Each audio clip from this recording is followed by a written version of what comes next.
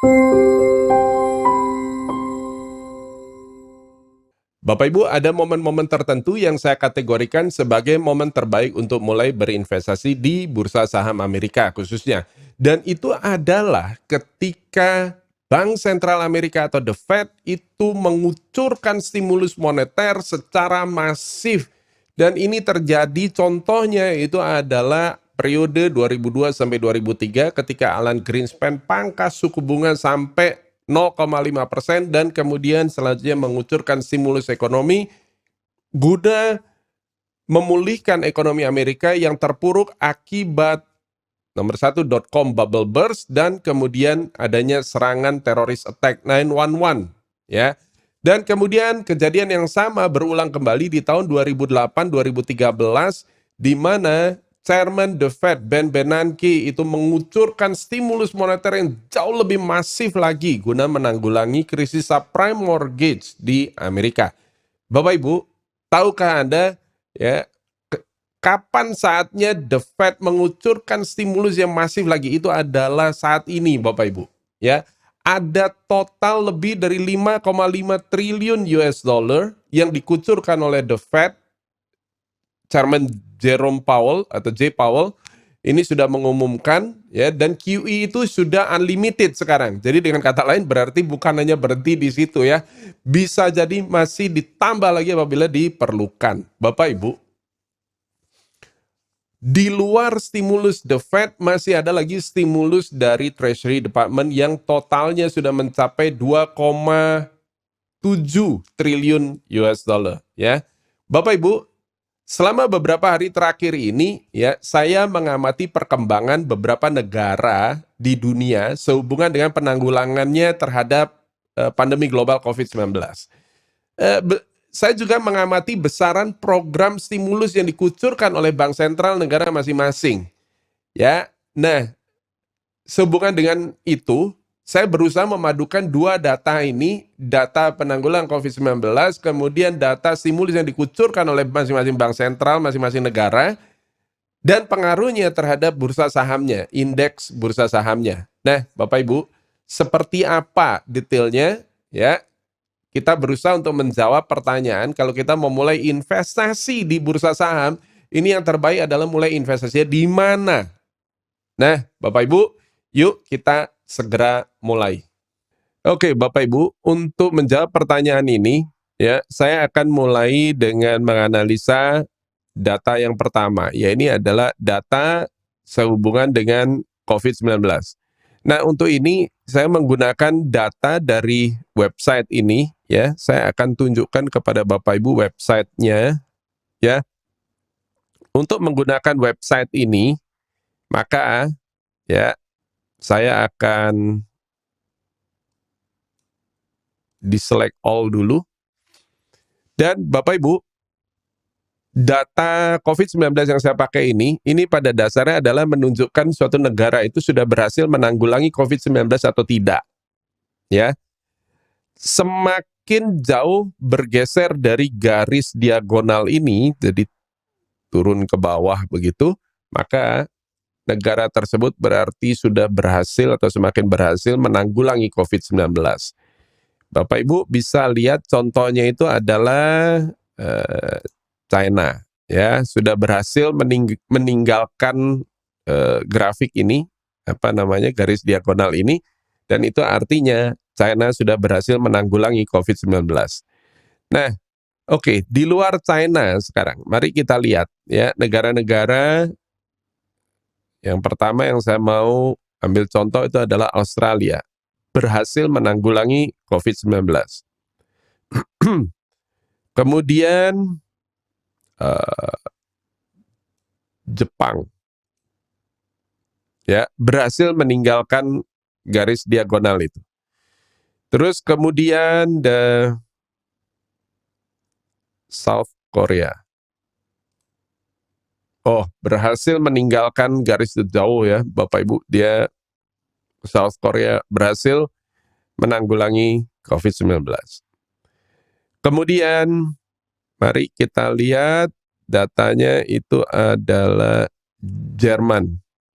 Jerman juga sudah turun. berarti Jerman sudah berhasil menanggulangi ya, sudah mulai berhasil menanggulangi COVID-19. Nah, mari kita lihat data yang berikutnya. Ya, ini adalah Inggris. Ya, itu Inggris, Bapak Ibu perhatikan.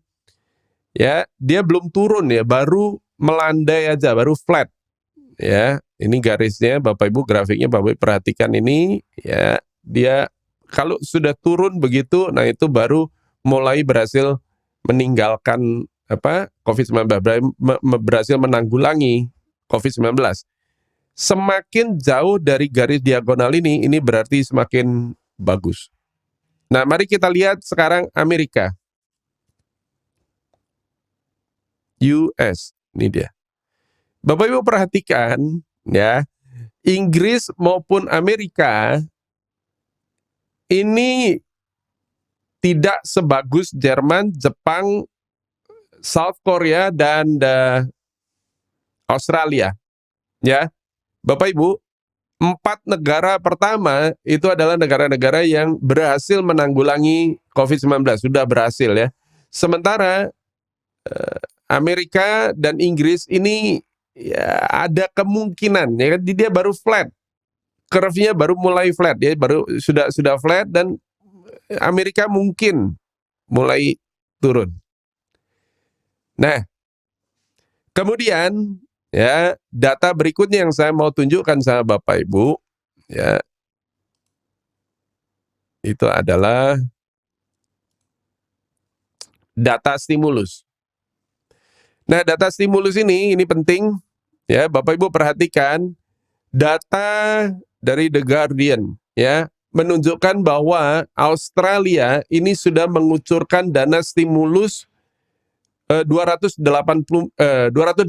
miliar US dollar. Kalau jadi dari Australian dollar itu sekitar 300 sekian billion Australian dollar, di-convert jadi US dollar itu sekitar 218 miliar ya, 218 billion US dollar.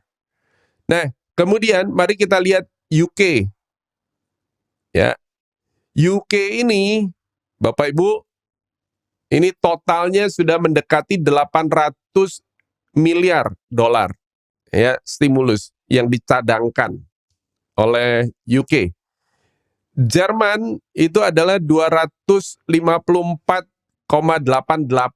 billion US dollar ya. Kemudian Jepang ini itu sudah mencapai 117 triliun yen. Itu kalau di-convert jadi US dollar itu sudah melampaui 1 triliun US dollar. Ya. Nah, South Korea ini 200 miliar US dollar. Oke. Bapak Ibu, kalau Bapak Ibu perhatikan berarti dari 5 negara yang sudah saya tunjukkan, mulai dari Australia 218 miliar, kemudian UK itu hampir 800 miliar, 800 billion US dollar, kemudian Germany 254 miliar US dollar, Jepang sudah lewat 1 triliun US dollar ya, dan South Korea itu adalah 200 miliar US dollar. Bagaimana dengan Amerika? Amerika, Bapak Ibu, itu the Fed. Jadi bedakan, ada 2 macam stimulus, satu adalah stimulus moneter dan satu lagi adalah stimulus dari Treasury Department. Mulai dari pemangkasan pajak dan bansos. Jadi dana yang dikucurkan ya untuk pengangguran-pengangguran di Amerika. Untuk semua orang di Amerika yang mendadak berhenti bekerja karena COVID-19. Bapak Ibu, total dari The Fed itu sudah melampaui 5,5 triliun US dollar. Kemudian, ya ini dari The Fed, kemudian dari Treasury Department yang disetujui oleh Senat dan Kongres, itu adalah sudah mencapai 2,2 triliun US dollar. Dan ini masih ditambah dengan 484 miliar US dollar untuk small business yang berhenti bekerja, kafe, restoran yang berhenti bekerja. Nah, Berarti dengan demikian kalau itu dijumlah semua, Amerika sendiri itu sudah mencapai 8,2 triliun US dollar. Bapak Ibu, kalau saya buatkan charts perbandingan negara-negara ini, maka Bapak Ibu bisa lihat di sini ya. Australia itu 218 miliar dolar, kemudian UK itu adalah 800 miliar dolar, kemudian Germany itu adalah 254,88 miliar dolar ya, 254,88 billion US dollar. Kemudian Jepang itu sudah melampaui 1 triliun, 1 triliun 99 miliar US dollar ya, hampir 1,1 triliun US dollar. Jepang. South Korea itu 200 miliar US dollar, dan Amerika sendiri Bapak Ibu ini 8,2 triliun. Jauh melampaui daripada negara-negara yang lain ini. Ya. Bapak Ibu bisa lihat dari perbandingan charts ini. Nah, dari situ mari kita lihat sekarang ya apa yang terjadi di bursa saham. Oke, untuk ini Bapak Ibu keperluan ini saya menggunakan website di Yahoo Finance. Ini ya. Nah, yang pertama adalah Australia. Ya, indeks sahamnya adalah AOD, All Ordinaries ini. Ya. Nah, saya akan buka charts full screen begini. Oke, warnanya biru, biarin ya. Saya mau lihat kinerjanya mulai dari awal tahun ini ya, jadi year to date. Ya, mulai dari awal tahun sampai sekarang. Itu. Dan mari kita bikin perbandingan sekarang dengan UK. UK dilambangkan dengan indeks saham gabungan FTSE 100. Ya, indeks FTSE 100. Kita kasih warna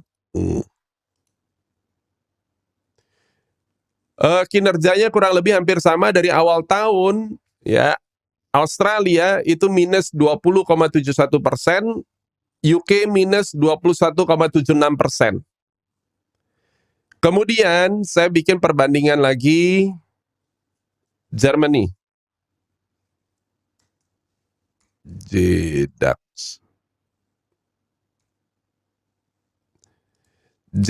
Kasih warna misalnya adalah merah marun ini ya. Germany itu masih minus 17,7% Bapak Ibu.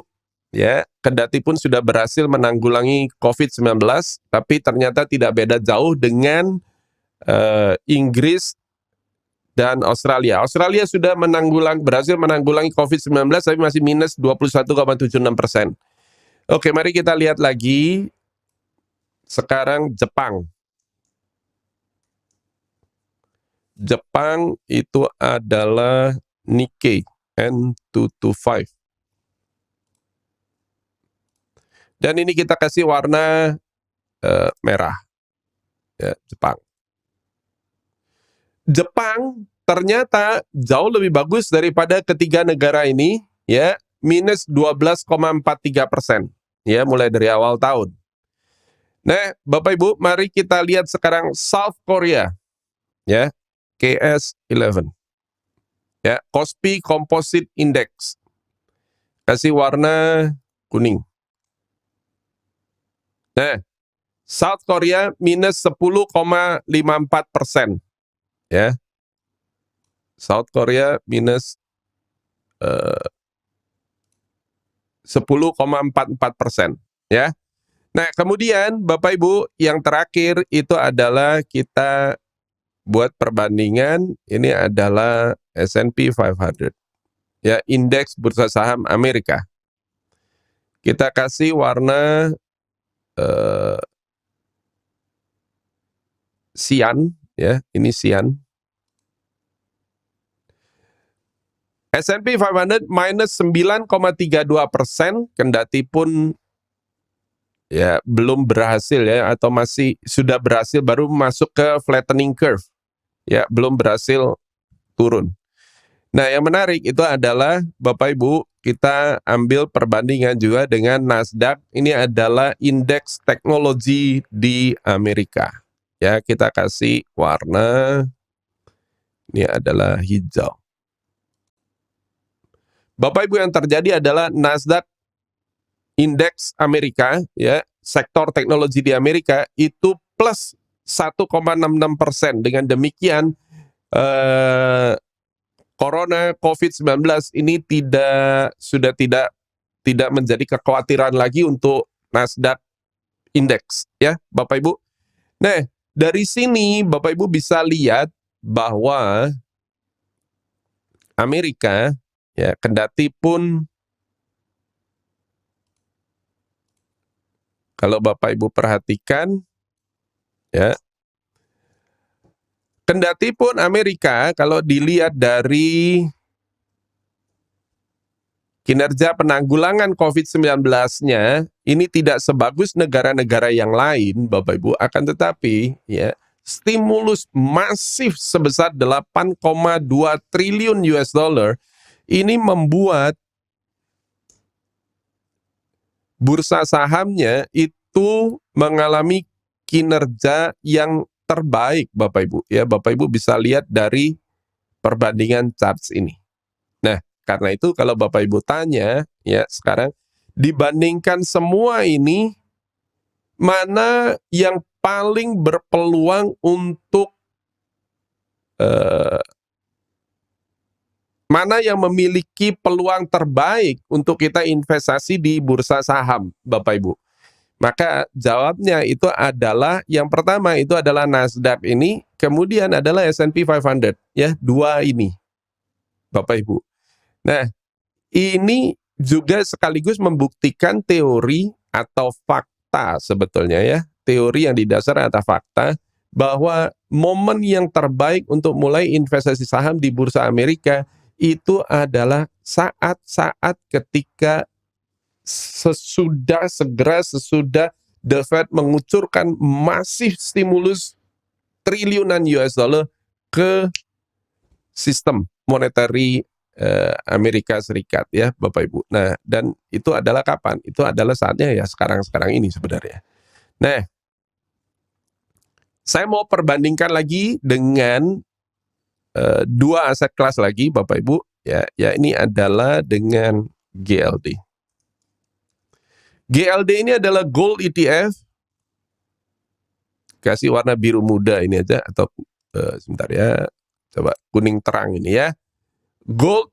Nah, Bapak Ibu, GLD itu plus 12,26%, ya. Saya ada video dari awal tahun, Bapak Ibu. Saya sudah katakan bahwa ya invest ETF apa tahun ini, dan jawab saya pada waktu itu adalah gold. Dan Bapak Ibu bisa lihat di video saya yang ini sehubungan dengan gold ETF, ya. Nah, sekarang dengan masif stimulus dari The Fed, maka ini yang terbaik sekarang adalah apa? Adalah SPY dan Triple Q ETF. SPY itu adalah S&P 500 dan Triple Q itu adalah Nasdaq. Nah, kemudian ada satu lagi. Ya, ini adalah Treasury Bonds, ya, TLT. Dan ini kita kasih misalnya warna apa ya? Pink. Nah, itu yang terbaik tahun ini, ya. Itu adalah US 30 Years Treasury Bonds 21,04%.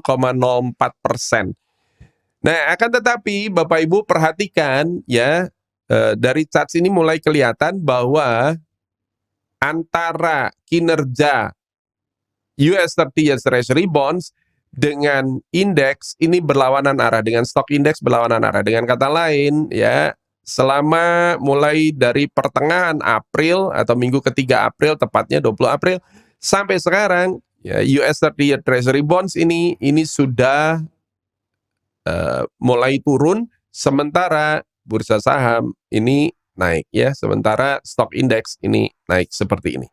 Karena itu kita pilihnya adalah yang mulai naik, bukan yang mulai turun kayak begini. Nah, Bapak Ibu, semoga video ini bermanfaat bagi Bapak Ibu semua. Saya akan mengadakan webinar online sehubungan dengan trading dan investasi saham khususnya di bursa saham Amerika. Bagi Bapak Ibu yang berminat, penjelasannya ada di video ini. Dan bagi Bapak Ibu yang merasa video ini bermanfaat, jangan lupa klik like, kemudian subscribe, dan tentunya jangan lupa juga hit tombol alert supaya Bapak Ibu memperoleh notifikasi dari YouTube setiap kali ada video terbaru dari kami. Nah, Bapak Ibu, terima kasih atas atensi Bapak Ibu. Semoga bermanfaat, sukses selalu, dan sampai jumpa di video berikutnya.